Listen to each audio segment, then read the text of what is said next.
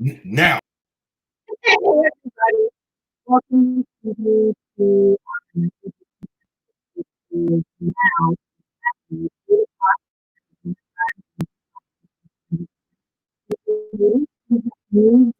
Tonight, instead of the fabulous HB, you see him going in and out there. I am going to share real quick on my page so that folks know that we are here. And then hopefully I will be able to see some of the comments as well. So our first week, all of this was last week. We've been able to share some wonderful, wonderful evenings together. We've had an opportunity to breathe. We've had an opportunity to learn some skills on how to ground to present. We've had an opportunity to narrate, write expressively, write out list. We've had an opportunity just to take time each to spend 15 minutes to just decompress and be able to come together while we're separate. We're going to wait about one more minute as folks are getting on, and then I have the amazing opportunity to introduce the one who we absolutely all adore and love, Mr. Harold Branch, but I'm going to wait until my clock says 8:02. If you're making any comments, if you're saying hello, if you're saying howdy, HB is the one right now in the comments responding to everybody, because unfortunately I can't actually see the comments because we're on his computer, not mine, if that makes any sense. But tonight we have, I think, a good conversation that we're going to talk about. I'll wait until H is on as well to kind of release what it is that we're going to be speaking. But if you ever have any ideas or thoughts, definitely let us know. All right, so it is 8:02. I would like to welcome to join us on this evening, Mr. Harold H.B. Branch III, who is the founder of Home-Based Poetry and Branching Out Coaching and Training Services. He is a renowned speaker who has worked worldwide on social issues plaguing our society.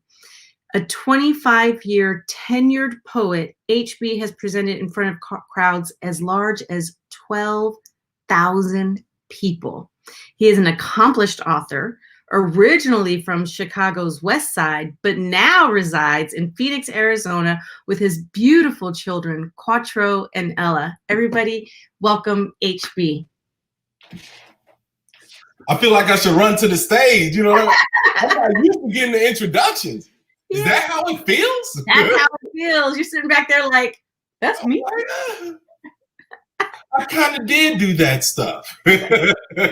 Right? Thank you so much, Dr. Kenzslowe. I appreciate you and all that you do and all that you have committed to as far as helping us grow, develop.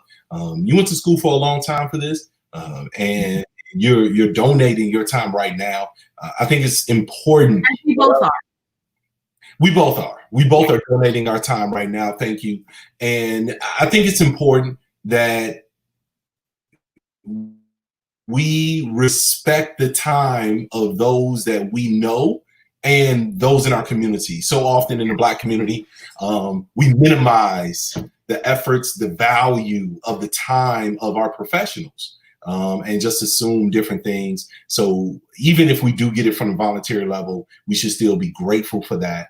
So I'm grateful to you for the time that you're donating to us. Thank you very much. And as we spoke about on night one, just with an opportunity to be authentic and genuine, I need to, when I leave my day where I've been working with patients, when I come home, this is my time of relaxation with decompressing, just on a personal level, right? And so I have made the commitment that when we meet on nightly at 8 o'clock, that I'm already in my house clothes. Like this is, I just wear this around the house, you know, no makeup on. And so while this is me being a professional donating time, I'm also decompressing a little bit because I realize that I am still on. Right. but I am still taking the time to decompress and not present myself to everyone as I would if I were standing on a stage in front of 12,000 people. Right. Without a doubt. And we definitely know that, and we appreciate you for that.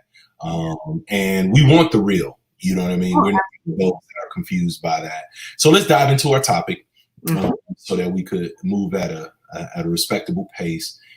We are starting our second week of our nightly decompressions, and even though for some of us it's been great weekends, and we always find joy in the midst of the storm. That's just who we are as a people. That's what we've been able to do. Honestly, any culture, any group of people who've spent time with us or studied us, they have probably absorbed that ability as well, right? We always find some joy in the midst of our pain, and it's been a lot going on. We found Arizona, and the COVID numbers are through the roof. We're the new hotspot right now, which is beyond hotspot. Yeah, it's pretty scary when we surpass the rate that's going on in New York, right? Like 3 times. Jesus, I just found out my brother-in-law is positive for COVID right now, so I'm in prayers, right? We're seeing articles of Black men being hung in California. But we're also seeing the Supreme Court ruling on behalf of the LGBTQA plus community, which is a gift. And we're seeing people who have violated our protesters actually being charged, police and stuff, or they're being charged left and right now, which is how things should have always been in the first place. People are getting called out. And so we have those ebbs and flows in the thing. And when you're in it, it's hard to recognize the flow when you're so used to the ebb, when the ebb hurts so bad. And so today we wanted to just talk about gratitude.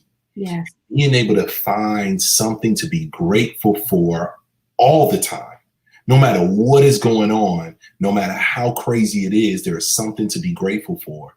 And our ancestors have taught us that. They found joy even in the most dire of situations. On the ship, they found joy. On the plantation, they found joy. While being abused, they found little pieces of connection and gave birth to things like gospel music, gave birth to jazz, gave birth to the blues, gave birth to amazing things that was born out of the struggle, because we are creators by nature. We are not destroyers. And so even in the midst of it all, we could find things to be grateful for. So as we're talking, and I'm gonna turn it over to Angela, if you could just type in the chat form, just go ahead, and if you're watching, type in the chat something you're grateful for right now. Something you're grateful for right now.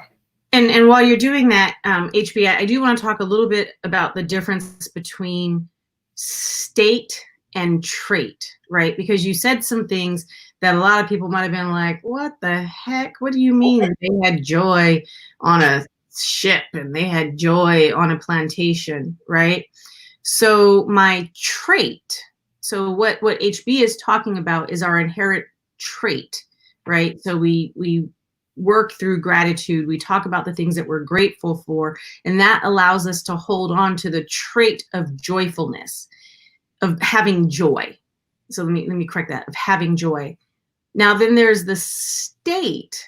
I can still be angry. I can still be sad. I can still be disappointed within my state, right? So this is just how I am in this situation, but my trait of joy can still be there with me, if that makes sense. That's huge.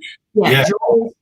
Joy is not, doesn't mean I'm smiling. Yeah. Yeah. It doesn't mean I have to have a smile on my face to have an inherent trait of joy. Right. Without a doubt. And you know, that joy, and thank you for clarifying, because I obviously don't want to minimize anything that we've gone through or anyone else has gone through.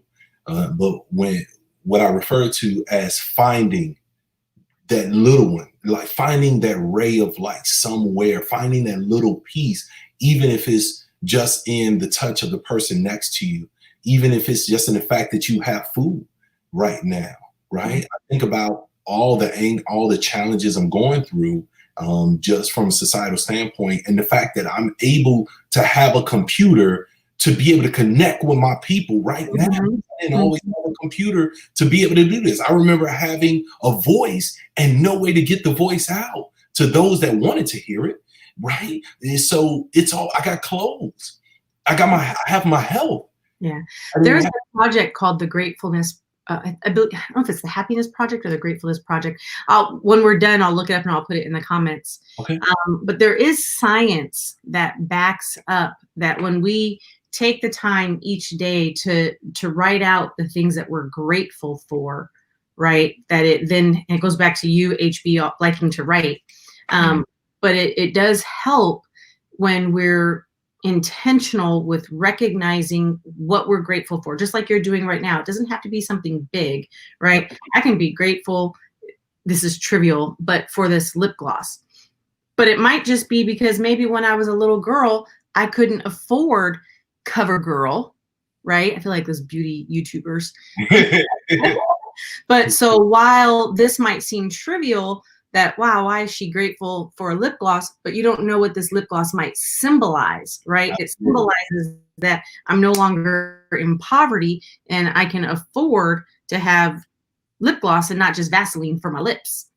That's right. real. So even though it first seems like something small, as you continue to think and you continue to write, you'll start to see how that gratefulness starts to then have this avalanche flow, right? To where I'm able to just continue to hold on to my joy.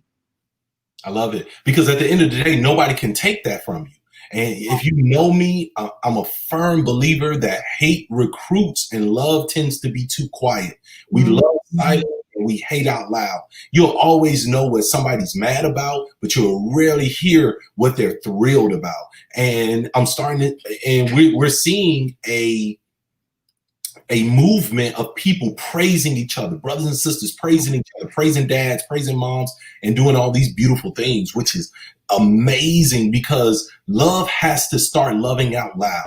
And we have to love strong. We have to love hard, and we have to love in the middle of the war. Love does not stop the battle. Love drives us. So maybe between now and the time we meet tomorrow, we can challenge everyone to identify 3 things that you're grateful for. And again, it can be something large, it can be something small, it can be something that's more on an existential standpoint, it can be something that's concrete, whatever.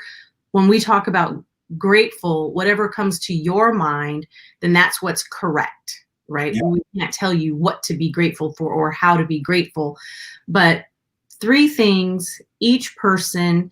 And you're watching on social media, so just post it on your social media. You can share it in the comments here or share it in the comments on tomorrow's live. Right. But let's really just surround ourselves over the next 24 hours of being intentional on what we're grateful for.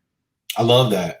That's a beautiful action step, and I think that's a great transition into how we want to end our sessions with is breathing, practicing our breathing that you led us through and has continued to do that. So thank you. I want to go ahead and invite you to help us do our diaphragmatic breathing. Yep, from the diaphragm. All right, so just go ahead and get comfortable. I'm getting comfortable as well. I have my blanket here. I really am comfortable, y'all. I got a blanket and everything. Oh man, I love it. Told you I'm at home. My home office. You gonna pick your bunny slippers up on the desk? You said what? Pick up your bunny slippers on the desk? No, those are in the other room, but they're not bunny, they're flannel.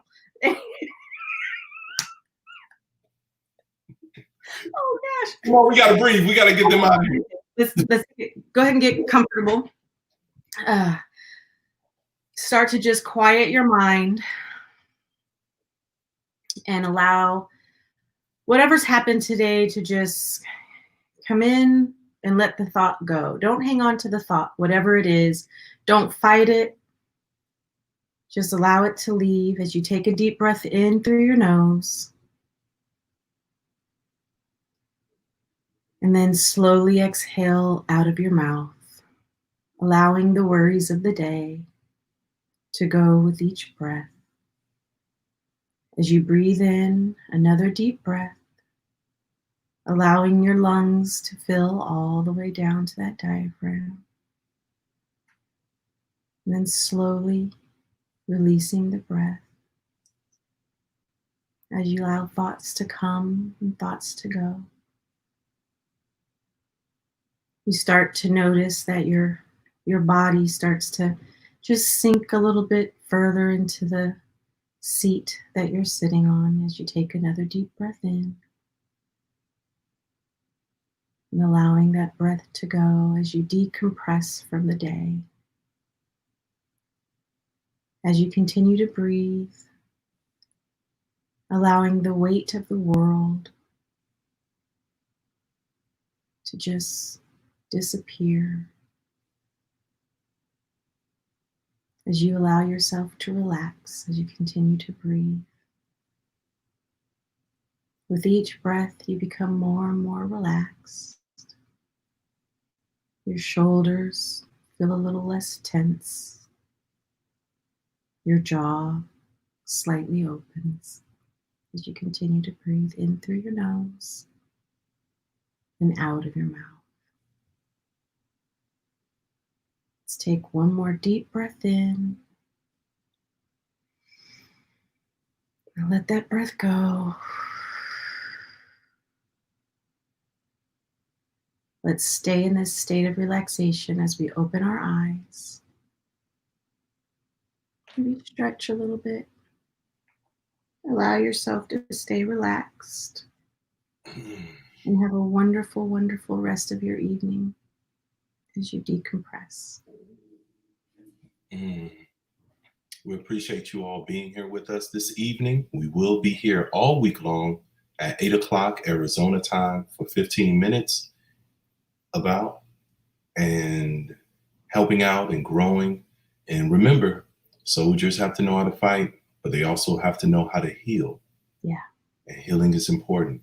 Thank you for spending time with us for our nightly decompressions. Dr. Angela Kenzslowe, thank you so Mr. Harold Branch, thank you. much. I'm too relaxed. This information isn't coming fast, so I'm going to get out of here so I could go meditate some more. Peace. Good night.